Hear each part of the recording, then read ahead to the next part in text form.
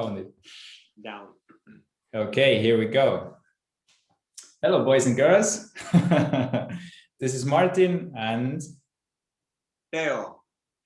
And today we are going to discuss how to live a good life. What is a good life? So Theo, what do you think? How would you describe a good life? Good life. That's man, I think there are several layers to it. If I look at what the studies, knowing that we're going to talk about the good life, I remembered a study done by Harvard. They did it for 75 years. They studied about 730 adult, people for 75 years. It's one of the longest study ever done, adult study ever done. And they chose some people from, they were at the time sophomores of Harvard. And then they took some people from Boston, the poorest areas in Boston. And they followed these people, they interviewed them regularly, they followed their lives, and they asked about, how their family was, their health, their jobs, all that stuff. And those people really old. So the study started about in 1930 something, right? And it's still going on. But like after 75 years, they revealed what they found. They revealed what they found, and they basically their main finding was that what helps with happiness and well-being are good relationships, good quality relationships with people, close quality. So it wasn't just that you have relationships with people, it was like what type of, how close those relationships are. So, and I think, to be honest, I think that's wisdom as old as the ages, having quality good relationships with people. I think that is one component of a good life. If you're achieving everything and everybody hates your guts, I don't think that's a good life, right? So, and as I've listened to different people, like Warren Buffett would say the same thing. I was like, man, it really matters if you're at the end of your life, and the only people who come to your funeral are those who come to check that you're dead. That's not a very good life you lived, So I think for me, one component is good, healthy relationships, quality relationships with people around you. And of course, it helps if you find a significant other, your partner, your wife, your husband, that can be, and your kids. But it's not just that; it's friends. It's close friends. The relationships you've had with close friends. So I would say this is one component. But do you know how did they find out about it? Like the study, how did they come up with this conclusion? They asked the people. So they followed the people. They followed their lives. They followed, what made them healthy, what contributed to their well-being. But was it about what most people regret also? I think I've heard about this study. I think that's a different one. I think that's a different one. Okay. Could be a different one, yeah. I can send you the link. The guy there's a TED Talk where it's Robert Waldinger. He talks about it, and in like 12 minutes, he presents how the study started, how it was carried out, and the main finding. Yeah, I agree, because however successful you are, or however much money you have, or whatever, like if you are the only person living in this world, you're gonna be so bored. I mean, we need the human interactions, and the more the higher the quality of those interactions, the happier you are. I mean, it just to relate to this is that. For example, I try to be active, right? I try to move every day, and when I'm not running, I obviously don't run every day. So some of the days I go for a walk, and I like to go for a walk, sometimes alone, but sometimes I would like to do it with someone else, right? I would like to bring someone with me, and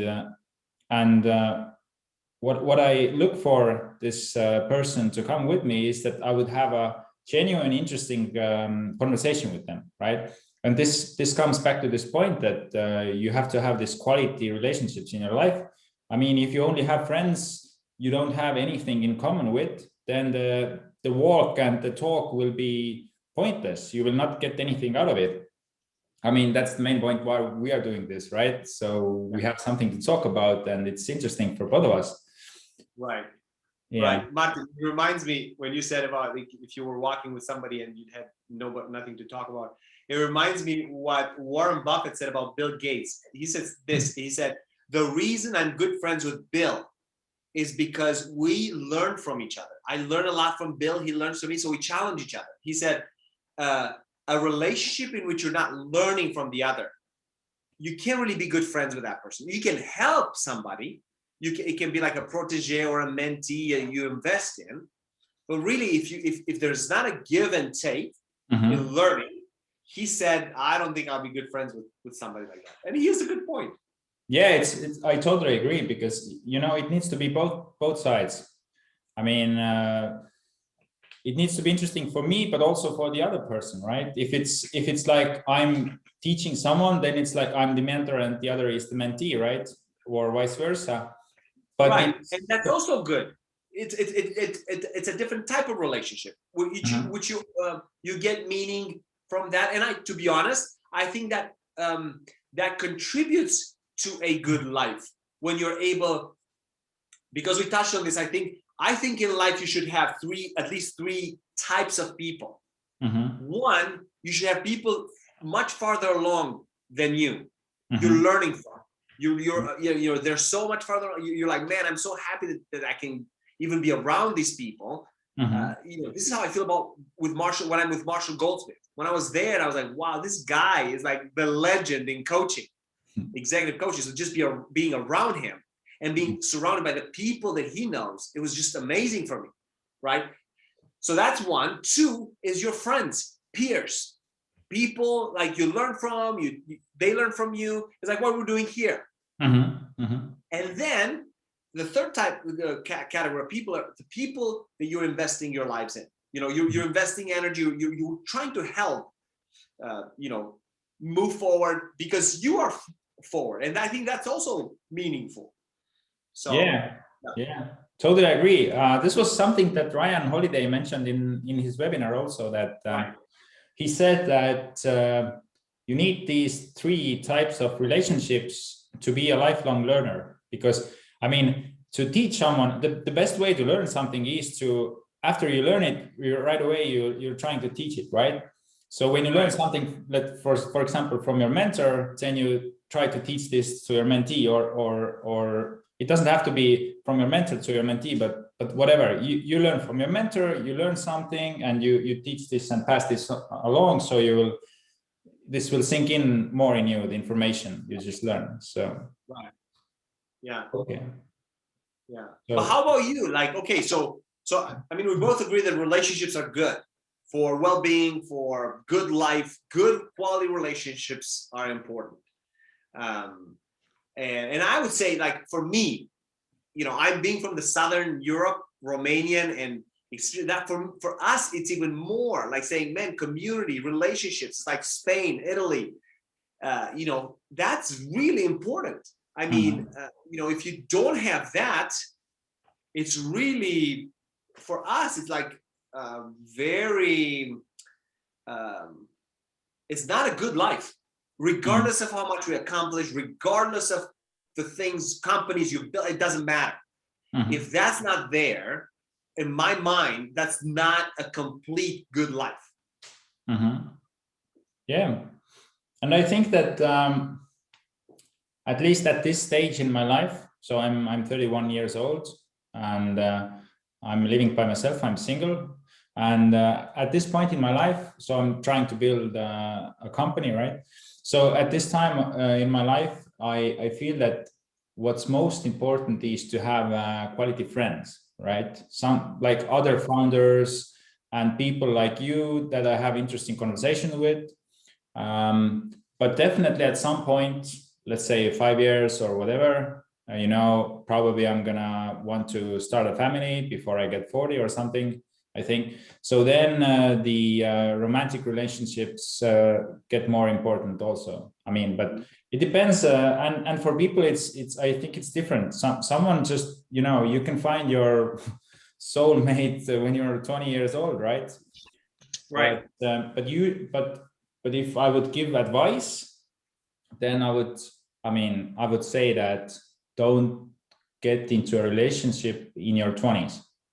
I think this is the time to, you know, learn about yourself, go travel, learn about cultures, try different projects, find out what you like to do, what are your passions, and so on. And then especially for men, I mean, when you get 30 and plus, you have figured your life out, most of it or some of it, then it's much better for you to, you know, start looking into. It doesn't matter. I mean, I'm not saying that I've had girlfriends and so on, but I'm just saying that that the relationships with other people, I think it depends on what life stage you are at, and then what how your life happened. I mean, some people just meet their partner early on, and you know, if you match well, then why not? But yeah, okay. I've heard that type of advice also from Okay. some like this old wiser consultant. He said the same thing. And the reason for that, he said, is because you're changing so much in your 20s. So many things, your worldview, your beliefs, they're changing so much. So who you are when you're 20 is not really, it's very different than who you are when you're 30. And man, I can attest to that, because my wife said, I'm so happy I didn't meet you when you're 22. No, we met when I was 28. Okay. And basically we got married. I got married when I was like almost 30. Okay. So I was very different compared to my early 20s. Okay. So, yeah. And I had matured so much more, you know, compared to my 20s. So anyways, yeah. That's I mean, yeah, it's a good point, and yeah, that's something that I know a few people that have had this, that they meet their partner in the early, like 18, 19, or someone even in 50, 16, and then by they are together until like 30, and then they break up because they're totally two different people. They both evolved so much that they don't have much common anymore. And then they are 30 plus, they're single for the first time in their life. They only had one partner, and it's not the best place to be, I think, but you know, it's life. So it's everybody's choice. Yeah. So what else would you say contributes to a good life? Yeah, I would you know, I know that we both watched this webinar where Ryan Holiday was speaking, and I think he mentioned a very good point, that success to him is autonomy, which means that the more control you have over your day-to-day life, the more successful you are. This is how he defines success. And I believe this to be quite true for me also, because I mean, who else likes to do what other people tell them to do, right? I mean, on one hand, it's good, like you don't have to think so much. You know, someone says that, hey, please do X, Y, and Z, and you just go and do it, and you get paid or whatever. But you know, it's I at least it doesn't work for me. I don't like to be told what to do, right? And I think you're in the same boat with me. And so for me, a really good life is that when I wake up in the morning, then first of all, if I didn't sleep well or I got to bed late last night, then I can, you know, I have this Aura ring, which every morning when I wake up, the first thing I check is the app, and I see how well I slept. And if I see that everything is red and I've only slept 5 hours, then I sleep a few more hours, right? I don't have, I don't schedule stuff for the first half of the day. So I get to wake up whenever I want, right? Then when I wake up, I get to decide what I do, right? Usually it's brush your teeth and eat and start working. But sometimes it's like go for a walk, go for a run, and so on. And then I also get to choose that what I work on, right? Because most of most of the time of your life goes to working, right? And Steve Jobs says it very well, that a huge part of your life, work takes a huge part of your life. And the only way to be happy is to do work that you think,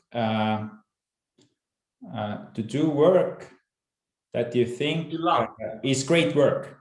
So basically, you need to feel that you are doing your best, right?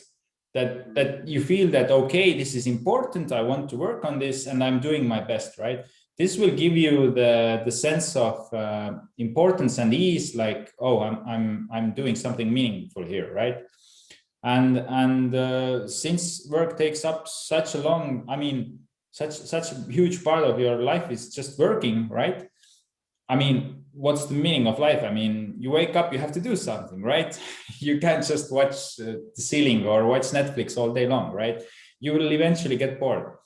And I've tested it, right? I've had periods like I've taken like a month or 2 months off when I just, try to relax and do whatever I want. And quite quickly, I get bored. I watch maybe Netflix movies for a few weeks, and then I'm like, I want to do something, right? So work is very important. So the autonomy, back to autonomy, is that when I get to choose what to work on.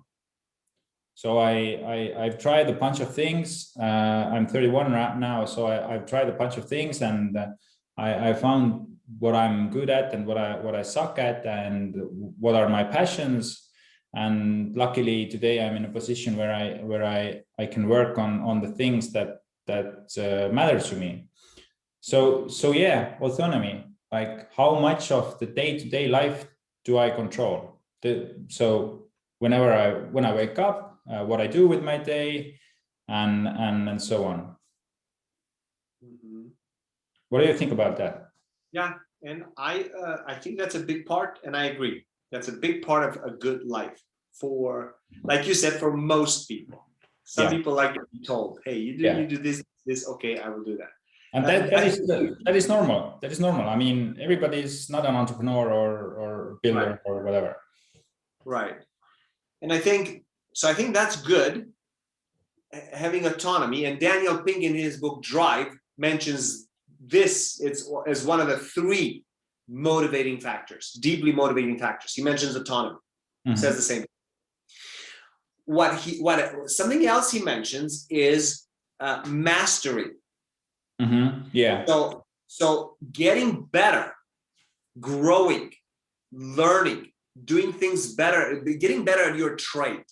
So whatever you do, if you feel that you are getting better and if you are improving, that gives a sense of meaning. That gives you a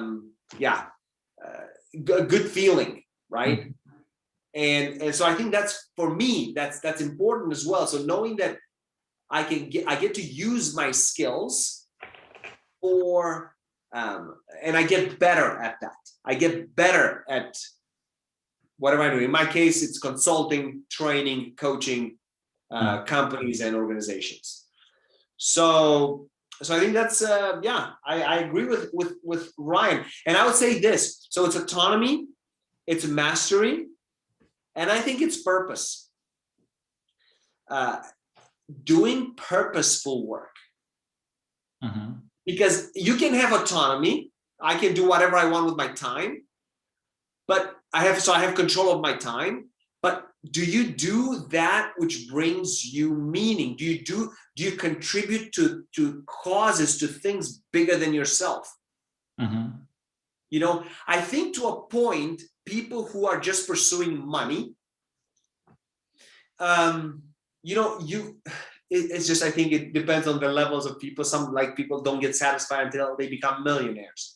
Some want to be multimillionaires. Some want to be billionaires. You know, like it's funny how, you know, people think about those things. But for me, I say money, you know, the purpose of a company, it cannot be money. And here's what I mean by that. Of course you need money. Of course you need the money to be, the company to be profitable. But money is like fuel in a car. You need to put fuel in a car. But the purpose of the car is not to be filled with fuel. Mm-hmm. The purpose of the car is to move somewhere. Mm-hmm. And I see the same thing with companies. The purpose of the company, of course, is to move in a direction. You cannot move anywhere if your tank is empty. Mm-hmm. So you need it, but you need it for something. So that's how I see purpose, purpose in an organization, and having a purpose for your life. Yes, you need money. It gives you autonomy, but it gives you autonomy for something, to use your skills, your gifts to contribute to a cause bigger than yourself. Exactly. Yeah. So basically, yeah, like you said, you need money to have autonomy, and then you can work on the stuff that really matters to you.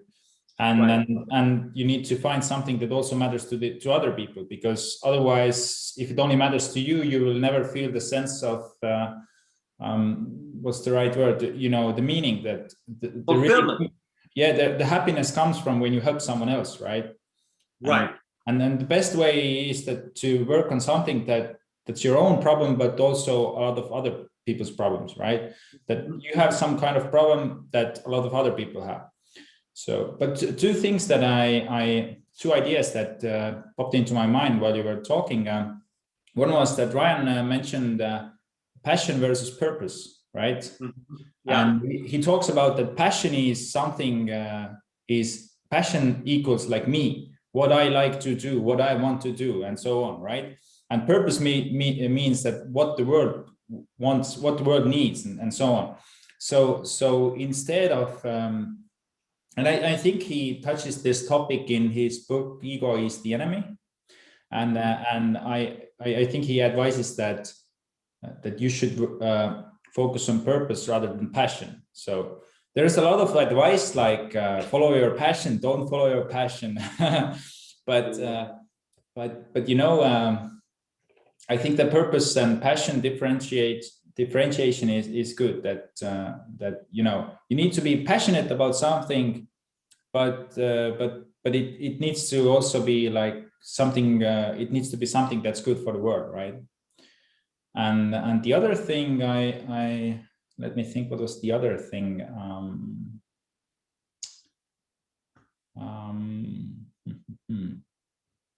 Yeah, one was that what Ryan mentioned about purpose and passion, and the other was,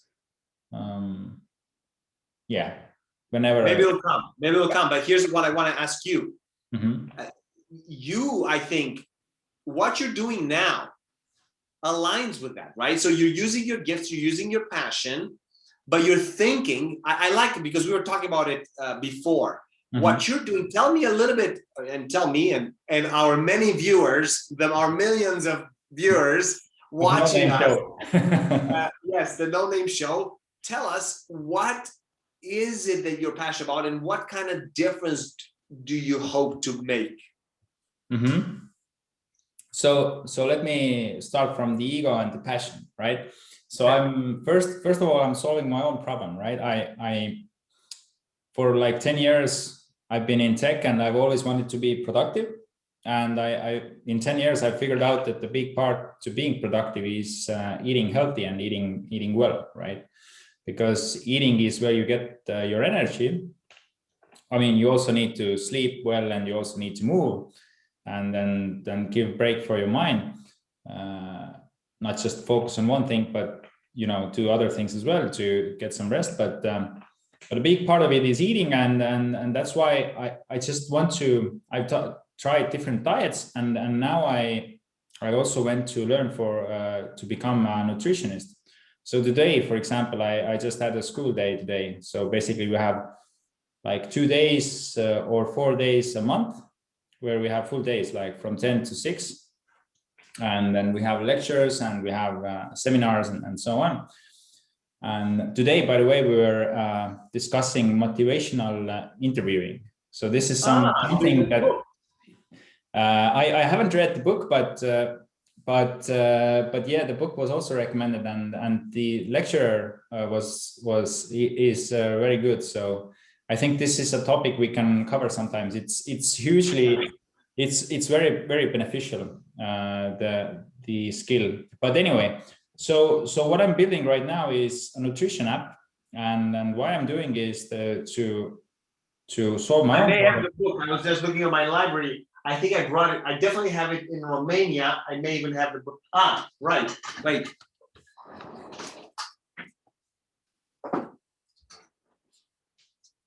Oh, you have it. Yeah. What year is it? What year is it? Yeah. Let's see. 2002. Yeah, that's what I thought. Okay. Yeah. So basically, yeah, I'm solving first of all, I'm solving my own problem to eat very well, to be productive, to feel good, to look good, like feel lean. I've lost twice in my life. I've lost 15 kilograms. I've never been fat, but I do a bunch of running for like 7 years already, and this every summer when I run, I get into very good shape, and it makes me confident. It makes me feel good. And I see that 80% of the diseases today are lifestyle diseases, right? And what was it? It was like in America, it's especially bad. It's like I think it was around 2/3 of the population are overweight, or 60% or something like that. Sorry if I'm mixing here, but I mean, I've lived there. I mean, they're big people that I've never seen. I mean, you walk into the store and you're like, I can't believe what I'm seeing. It's like it's crazy. Yeah, it's crazy how overweight some people are. Mm-hmm. So yeah, so I'm solving my own problem, which is like my passion, and I'm trying to do it through a nutrition app, like a eating app, basically, where you log your meals and you get meal plans and so all kinds of stuff. I'm trying to do it better than it's done today. I'm trying to add knowledge there, like teacher nutrition and all kinds of stuff. And also I see that a lot of people struggle with it. So it's a huge problem. I mean, if I'm being honest with you, I don't know any person who eats very well, like who says that, okay, I know a few who are also in the course in the school with me. So we are like 45 people in one group learning nutrition. So basically it's a university, one year university, and some people there, especially vegans, who are very knowledgeable, and because when you become a vegan, you need to learn a bunch of new stuff. You need to learn how to make your meals. You don't just want to eat beans all the time. You want to have you want to have multiple meals, right? So you need to learn a lot about food, and that's why I think that the vegans are very they know a lot, and I think the vegans in our group are probably the most impressive people for me, because they really know what they're putting into their mouth, and they're mostly eating healthy stuff. So so inspiration for me. I'm also trying to, just yesterday I had this school homework. I needed to create a vegan menu. So basically I need to create a vegan diet, and it's a group work, and we have like 6 students in the group, and we need to make a vegan menu, and then we need to present it, not the vegan menu, but vegan menu and vegan diet. So basically, if you, Theo, want to become a vegan, then I can tell you that, oh, we have a diet, here are the meals, here are the instructions, here are what you need to followed, that you get all your vitamins, and you need to take B12 and so on, so on. So yeah, it's my passion, and it's also something that I feel that it's a huge problem for a lot of people.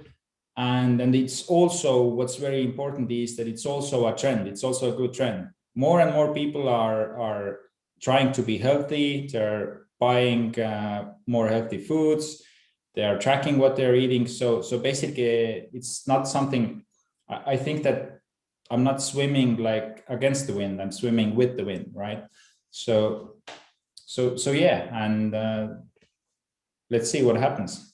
I mean. Yeah, and I like that. I like that because you're passionate about something. You yourself want to eat healthily so that you can be more productive, right? Yep. So you know that contributes to well-being. And by the way, that contributes to a good life. Yeah. I mean, a good life. If you don't have health, yeah, you don't have. I mean, you can't do a lot of things. I mean, you can't do a lot of things. You're slowed down if you have to focus on your health. So then what you're doing is prevention, right? You're helping people eat healthily so that they can live good lives, live healthy lives. So yeah, live to the fullest. And actually, it's funny. I think we got the new point. So maybe the first point shouldn't be relationships, but it should be health. Yeah. And the big part of health is your diet.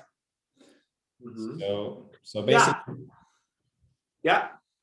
Because you know what, I'm going to give you an example.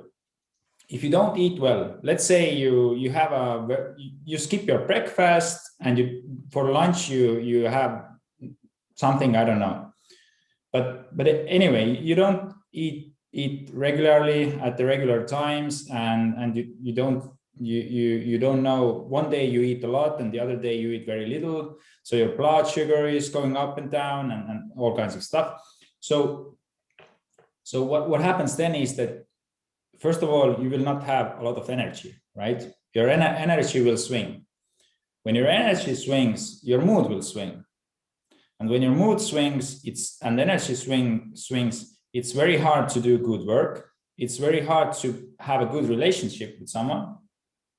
So basically, we are at the starting point. So to have good relationships, to put in meaningful work, you have to be healthy, and a big part of that is eating. And I should also say that moving is probably as important.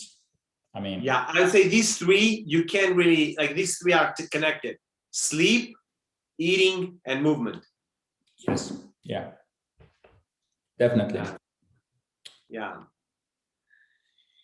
man. So I think, sleeping well, eating well, moving. It's so basically it's this is your health. Yeah, exactly. That's exactly physical health. Yeah. Right? But that contributes to your mental health. Yeah. As well. I mean, I remember when I was doing my master's in psychology, I was studying in Chicago. Like that was one of the things. I started working as a psychologist in a clinic. Wow. And I remember when a person would come in with depression, the three things we would immediately ask was about how they sleep, how they eat, and what they exercise, what they do. I mean, immediately, if you did something, if you helped them do something immediately about these three things, all of a sudden they got better. Not like everything was solved, but they got better. So you could work on other strategies to help them get out of depression.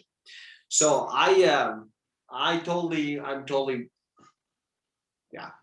on board with that.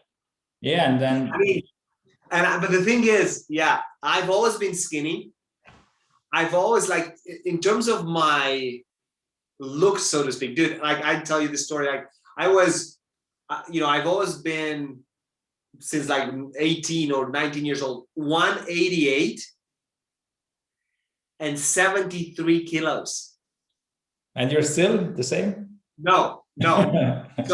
but when I decided to gain weight, because I was like, dude, I was 25, 26. I was still that, like, that height, that weight.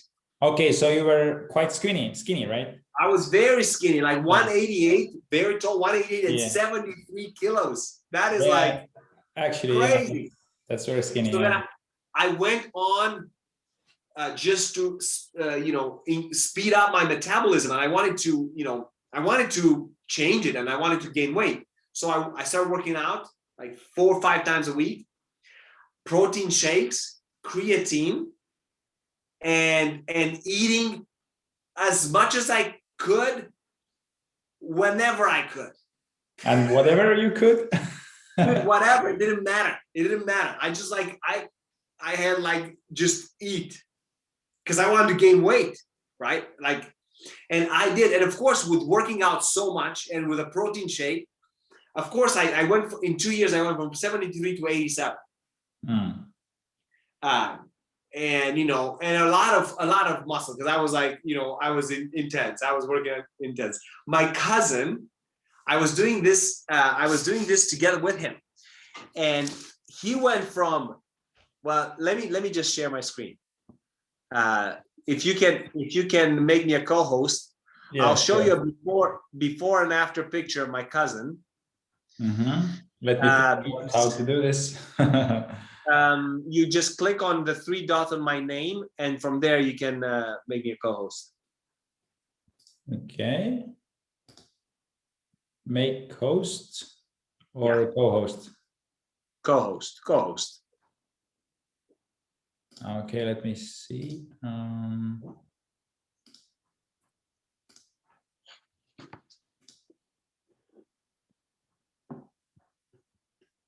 I can only make you host. Maybe host. Yeah, let's see. Change host. Okay. Okay, you're so okay, so check this out. Because otherwise I cannot share my screen. This is November you, right? That's my cousin. Okay. That's my cousin. Nice. So 109 kilos. And in 2 years, he got to 73. Wow. And totally by the way, that's not a Photoshop. And my wife said that on the left, like when he's big and fat, he looks like a fat Chinese guy. Yeah. And on the other one, he looks like Bruce Lee. Yeah. Yeah, so, very nice.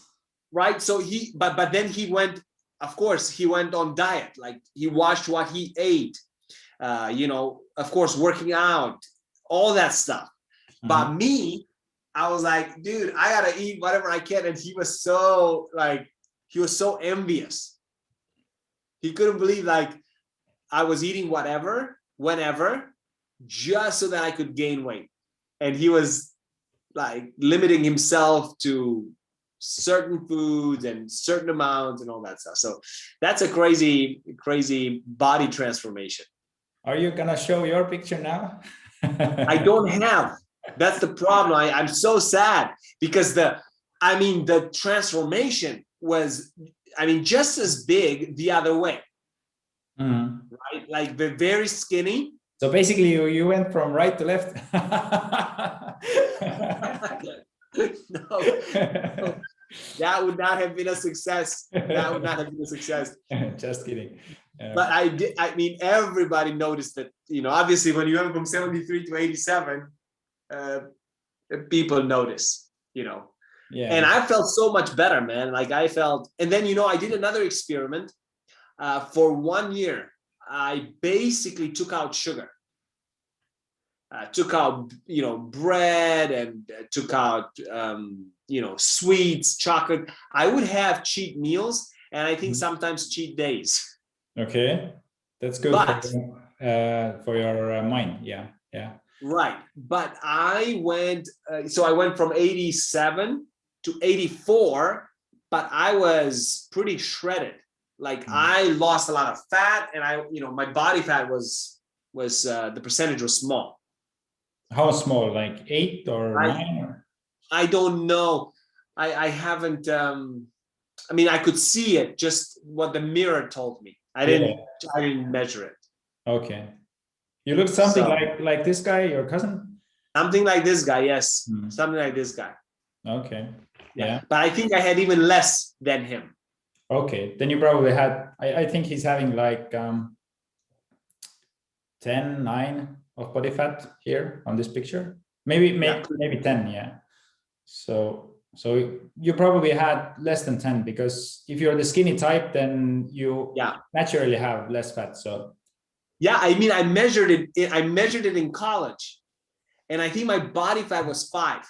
Yeah. But I was like so skinny. Yeah, my cousin is the same. I run with my cousin. So last spring we started training for a marathon, and he's 5 years younger than me, and he's super skinny. And his father is also my uncle. He's super skinny, right? And these guys are, whatever they eat, they're still skinny, right? But for him, it's really hard to gain muscle. For me, it comes pretty easily when I go to the gym, right? But for me, I'm also like your cousin. If I want to be like, let's say 12 or 10% of body fat, then I really need to check what I'm eating, right? Yeah. And my cousin, yeah, we went to this sports medicine center to have a running test. You know, you put on this mask and they measure your VO2 max. So basically the maximum amount of oxygen you can use, you can breathe in and use. So basically the bigger the amount, in theory, the faster you can go. So so the more energy your body can produce. So basically, and there they measured our body fat, and he was like 9, right?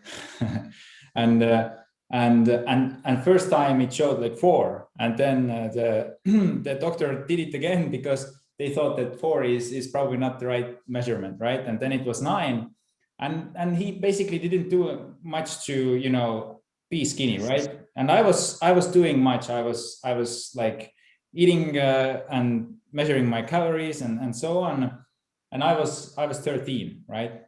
I was still 13 years old. 13% body fat. Okay. Yeah, and I looked good. The abs were showing, not so well like this guy, your cousin, but something similar. And I was 13% body fat, and I had to, you know, really look what I mean for it. Yeah, you had to work hard for it. Yeah. You know, I'm the type, you know, now that I'm turning 40 this year. So now I have to, you know, dude, the thing is, I started watching a bit more what I eat. I still eat whatever, you know. I do try to exercise some, but not much. I don't go to the gym anymore. I do some cardio and some stuff at home, using my own weight. I feel I need to do better with eating. I feel like this is something I need to do better. But anyways, maybe we can do, hey, here's the thing, maybe we can do a whole show on this health, because you know so much about it, and I would like to learn more, you know, especially since, you know, we've learned, my wife has studied a lot on this, you know, because of the situation with Samuel. Since he has this type 1 diabetes, we have to, you know, now know a lot. I know how to make low carb pizza from scratch. Wow. Yeah. Tell me. It's not very difficult. Next time you're gonna tell me. I can tell you. I mean, I can tell you what I've learned, because right now we eat quite low carb together. But I'll show you. On top of my closet, I have sweets and cereal on top of my closet, so that you know, my son doesn't know, or, you know, I use it when his blood sugar goes low. But one time he did ask me, Dad, what's that? What's up there? And I said, well, it's some cereal. And then he wanted some, and then, you know, I gave him. The idea is he can eat almost anything, if you understand how to put the right amount of insulin for the right amount of time. Because, you know, there are types of foods, and some foods need, let's say, insulin for like an hour, and some need for like half an hour, and then you're done, and then you can eat. There are different ways based on the type of food you're eating. So, Okay. anyways, but then we can do a show on Yeah, this is healthy. very interesting. You know much more than me, but it's also obvious because you have to know, right? And this is the best case to learn. I mean, you learn when you kind of have to use it. So Yeah. And Martin, I think, my wife knows so much. I mean, she's a doctor, and she, when you have a doctor and then you have somebody, I mean, your son is like that. I mean, you go all in. I mean, she went crazy on researching and studying and understanding how to, best care for him. And diet is a big part of it. Of course. Diet is a big part of it. Yeah. Yeah. So she knows a lot more. I'm just learning from her, in this area. Okay. So what have we learned today? We have learned that so to live a good life, you want to be healthy. Otherwise, you're gonna have very hard time to do something and live a good life. So you want autonomy in your life. You want to have as much as control over your day-to-day life as you can. You want to work on stuff that makes you feel good, that you feel passionate about, that has some purpose, that brings meaning to your life, that you are actually doing something that helps other people. You also want to have meaningful quality relationships, whether romantic or friends. So you want to have friends and people in your life who you can have quality, interesting discussions with. So basically, it's both way. You teach them, they teach you. You learn, they learn. And was there anything else, or is there anything? You summarize it so well. Yeah, I think you've touched on these things, and I would just add, meaning. Yes, it's connected with work, but meaning can be connected with other things. Like you said, a big part is work, and you and I are fortunate enough to do work that we love, and that really gives us some meaning in our lives. But also, for many people, I think a good life for them is what their faith. If you're like a faith person, like a religious person, or believe in a higher power, and I think that's also a big thing that gives meaning to billions of people, regarding their faith. And that's, for me, a big part, a very meaningful part is, my faith as a Christian, as I believe in God and Christianity, and, so that's a big thing that gives me meaning. It's not for all people, and especially in Estonia, it's like, Christians are like unicorns, you don't know they exist until you see one. But man, how do you know? I mean, I didn't know. I didn't remember that you were a Christian. I guess I just wasn't paying attention when we met with you. That in Moon Cascade, you mean, when we were back in the days? Yeah. Well, Martin, I don't also make I don't hide it, but I don't I'm hired by companies to help them with different goals and different things and learning, and I mention it, but I'm not propagating it to people unless people want to hear more. Yeah. So like if people say, wow, that's really interesting, can you tell me more about that? And I was like, I'm happy to talk about it. That's a big part of me. But if people don't, I just think it's okay. It's, you don't want to talk about something that people are not interested in learning. It's definitely. Like it's pointless. So I don't push it unless people pull it out of me. So then I talk about that. So yeah, but I wanted to mention this because this is a big part that gives meaning to a lot of people.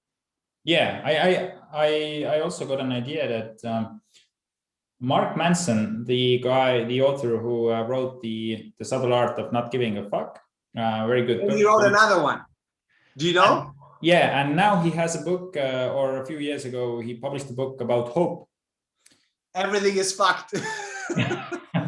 Yeah, something like that. Yeah, yeah. It's like that. It's like this guy. Yeah, and he's a funny guy, but he goes deep, but he does it quite easily. So it's easy to read, it's fun to read, but the points are quite deep and it's counterintuitive. So basically, his advice is usually something else that other self development or self-improvement gurus would tell you, or books would tell you. But the other book about hope is that, so basically I haven't read it from cover to cover, but I read some of it, and if I remember correctly, then the point is that, so basically we all need hope to live, you know. I need to have hope that tomorrow will be better, or in the future I will, you know, achieve something, or I will meet someone, or something gets better, right? It's when you think about the being in the present, then it's somewhat wrong, right? You should be happy in the present. We should be happy to having this conversation right now. But at the same time, I mean, you need to have hope. If you wouldn't have hope that tomorrow is also a good day, a new opportunity, then what? I mean, what would be the point? I mean, I don't know. So basically, I just had this idea that when you started talking about that one other thing about the meaning, then hope got into my mind. Mm-hmm. Yeah, that was good, man. That was fun. You know, one thing about you know, I want to mention this because it's also part of living a good life, is what helps you and I and many others live a good life is to be happy now. Mm-hmm. Definitely. You know, the great Western disease is this: I'll be happy when. Yeah, when I achieve X, Y, Z. Yeah. I'll be happy when I build my company. I'll be happy when I'll make my first million. I'll be happy when I get the BMW, whatever. I'll be happy when I lose the 15 kilograms. Yes, whatever. I'll be happy when I get a hot girlfriend, whatever. Right, but that's not that. You know, be happy now. If you're able to enjoy the present, which we're not able nowadays with these devices that we're hooked to. We're not able to enjoy the present. Go to concerts, nobody's watching. Everybody's trying to get the right selfie, the right, you know, nobody's actually enjoying the music. Nobody's actually enjoying the moment. Nobody. So I think that's a real struggle now. And it's a really big contributor to a bad life. Not being happy now, not being able to enjoy the present. Yeah, I agree. I really like this idea. Somebody used this analogy that really stuck with me. I was at a conference in Germany, and this one guy got up and he said, you know, imagine I came to you, and I called you. I said, hey, I want to stop by, and you said, yeah, stop by in 2 hours. And I come in 2 hours and nobody's home. So like, when Martin told me that I should stop by in 2 hours and he's not home. So I was like, I'll go back home. And I said, hey, Martin, you know, when can I stop by? He's like, dude, come by in half an hour. I come by in half an hour and you're not home. Right? So if you say, I come back tomorrow, tomorrow at 10, and I come back tomorrow at 10 and you're not at home. Right? And that's the idea, he said. The idea is we don't live at home. We're not at home. So, you know, we're all somewhere else, either in the future, dreaming, or in the past, complaining about the past, right? So being home, being able to be in the moment, in the present, it's a gift to us. It's a gift for us, and it's a gift we give to others. Yeah, I agree. And very good topic we picked today. We have so much to talk about. You know what? I just got this idea that while you were talking, that you know how, I don't know about you, but how I came up with this list that we just talked about. You need to have health, you need to have relationships, you need to have autonomy, you need to have hope, you need to be in the present, right?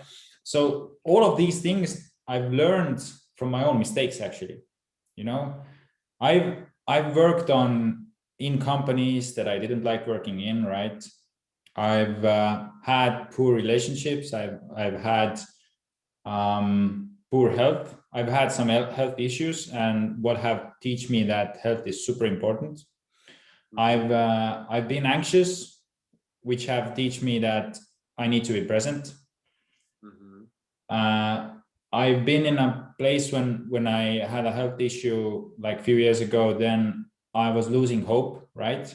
So I also know that I need to have hope. So I don't know about you, dude, but I seem to be learning from my own mistakes. And I'm a big believer that, you know, there's a saying that, you know, smart people learn from other people's mistakes, and so that you don't have to make every mistake yourself, right? Because life is short. Yeah, it's good not to make every mistake. Yeah. That's a good idea, but you can learn everything from everybody else's mistake. You can. Exactly.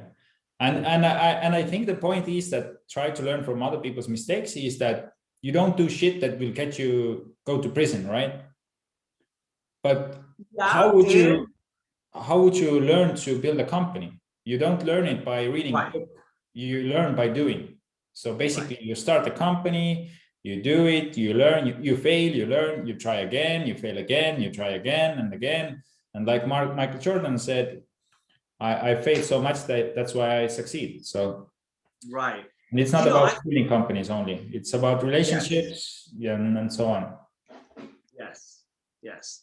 And it's true, Martin. Like, I mean, you know, some of the lessons you learn from mistakes you make, and there are sometimes, you know, like you said, there are some ways, and there's no way to build a company without making mistakes. No way. Now, there are some mistakes that you're thinking, well, let me think, like the people who build companies, there are some mistakes you are able to avoid because you paid attention to how others did it, and, you know, you read some. Yeah. Right, some, but there's no way you're building a company or building a good life without making mistakes. Yeah. So, yeah.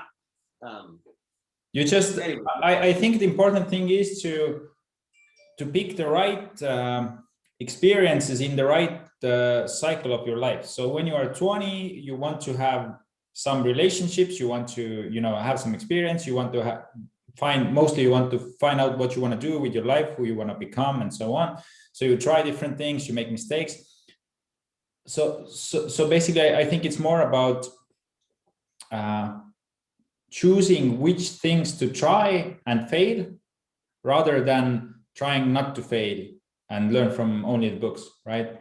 So let's say maybe you don't want to do a lot of drugs because you don't want to make all the mistakes that come with drugs, right?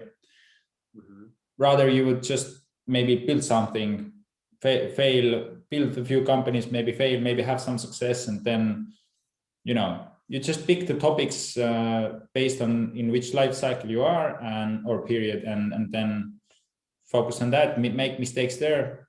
And it's also different for people. I mean, for me, I'm an entrepreneurial guy. It's like I would say even the most important thing for me to, you know, build something, right? Because I love it so much, right? But for other people, it might be that they just really like to have a very, very early on, they like to have family, and they're more like a family guy. So you just have to figure out what's important for you, and then do mistakes in this area, so you would learn, and then you would become good at it. So I would become good building stuff. I would become good at building stuff. Maybe some other guy would become good at, you know, being a really good family guy, right? And then usually you can't have everything at once, right? So basically, you in your 20s you do some kind of stuff, in your 30s you do some kind of stuff, in your 40s you do some kind of stuff. So that's what I think. Yeah, and you know, mistakes. That's another topic we can talk the whole show about, mistakes. What I think oftentimes are programmed. The good thing about technology today, and internet and YouTube and Google and the access to information is people and young people see, oh, making mistakes is not bad. I mean, making mistakes and learning from them is a good thing. In school, though, we are taught that we're not supposed to make mistakes. I mean, you're rewarded in school for not making mistakes. But in life, if you make mistakes and learn from them, it's a good thing. There's some way, there's no way around it. For example, in being an entrepreneur, there's no way around not making mistakes. So that's the beauty of the world we live in, that we are able to listen to people who are farther along and entrepreneurs and say, hey, making mistakes is okay. Because if we only relied on school and what we're taught is don't make mistakes, because mistakes are punished. Yeah. Instead of rewarded. Mistakes and lessons learned from mistakes should be rewarded. You tried new things, you tried something, novel. So I just last week I went for a walk with a friend of mine, and he's from IT sector as well, and so basically a engineer, and he said something really nice to me. So basically he offered some help for me with the app on some data science and server stuff, which I'm not so good at, and basically, so I said that, okay, would you help me? And he said, of course, because I like to help people that are building something. And he said that it doesn't matter if you fail or not. I like that you are trying to do something, right? And this is why I want to help you. So this was something that I just remembered it, because it was, he said it very nicely. So basically, I like to have, of course I will help you, because I like people who are building stuff and trying stuff, right? And that's a very healthy way mindset. Of thinking. Yeah, mindset. Yeah. And when you're helping others, man, again, when you're helping others, that's a good life. I mean, and here's a really cool thing: helping somebody without expecting something in return. Yeah. Sometimes you help somebody and maybe they can help me with some other thing, and you have kind of like that thinking in your mind. I think really rewarding thing is helping somebody. They're not gonna, they're not. I mean, you don't expect it. You don't think about what you're getting in return. The return for you is the feeling that you help somebody move forward, progress, because you were able to. I remember I this friend of mine, young guy, was going into real estate, and it was a good friend. And I thought, man, how can I help this guy? How can I leverage my relationships, who I know, to help this guy? And I remembered a friend of mine that I went to school with, older than me. He was the vice president of Guitar Center, this big company in the US. And then he switched careers into real estate, and he became top. Like, the guy is a top broker, right? Top broker in Seattle. And I thought, Garrett, let me reach out to Garrett and let me connect Garrett with Kaspar and ask Garrett, hey, Garrett, 1 hour. I want you to tell Kaspar everything you think it's important as he's getting started into real estate. And then Garrett was very, very happy and like, yeah, Theo, man, it's good to hear. We were good friends when we were in school. And he showed up an hour, and Kaspar could not believe it. We recorded that meeting because it was just so much good stuff. And the mindset that Garrett had, the way he talked about the things that were important. He said, dude, Theo, I get a haircut every 2 weeks. I mean, things so specific, that helped Kaspar tremendously. And Kaspar was so thankful. What did I do? I just connected. I leveraged my relationships for Kaspar's benefit. And whenever we're able to do that for others, I think that's a good life. I think for me, that's meaningful. If I'm able to contribute to the success of others.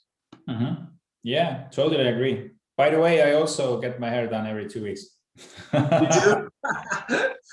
Wow. Not at the moment because of the COVID, but yeah, usually I I have every Monday at 6 o'clock. So I have it booked already for like years. So basically I don't have to do anything. I just have this notification from calendar that, oh, today you need to go to the hairdresser. So yeah. Anyway, dude, it's been fun. It's been fun. It's been a good conversation. Thanks for putting this No Name show together. We both did, not me. Yes. We are co-creators of this initiative. Co-hosts. Yes.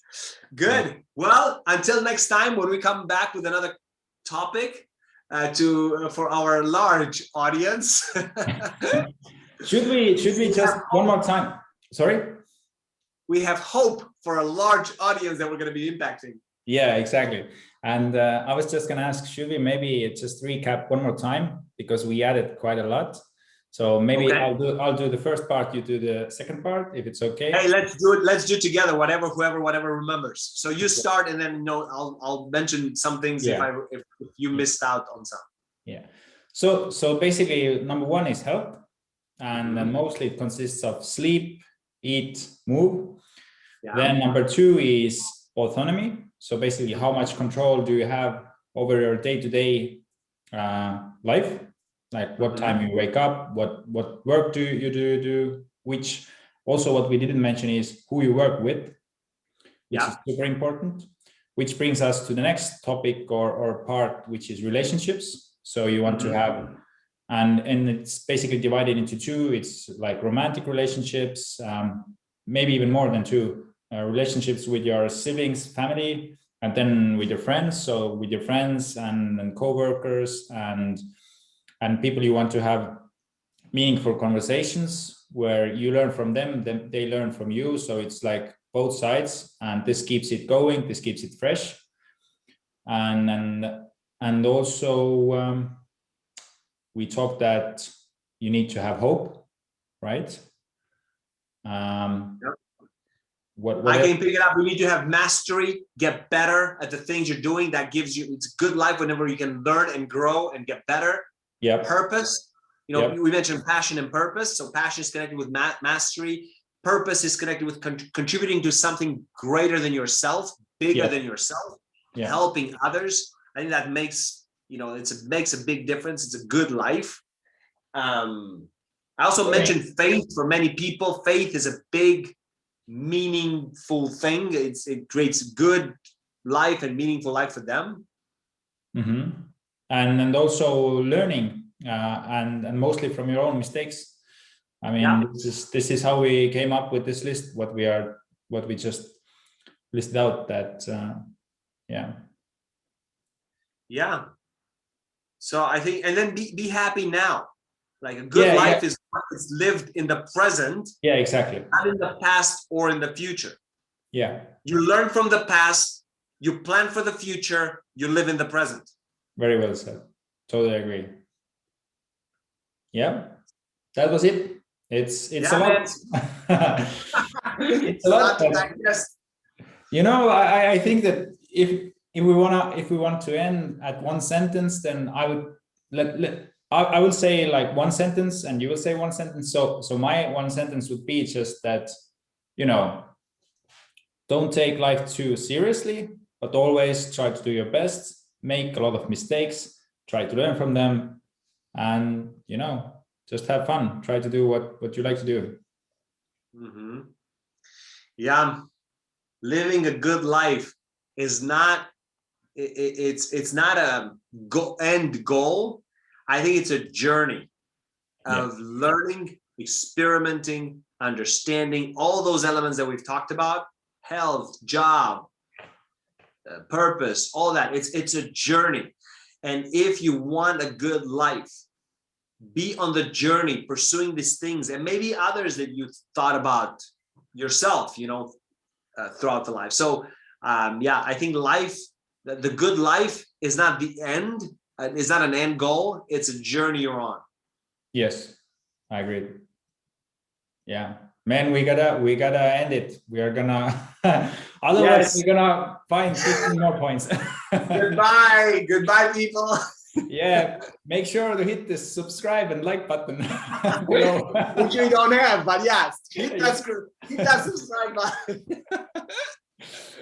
Okay, I'm gonna hit the end record and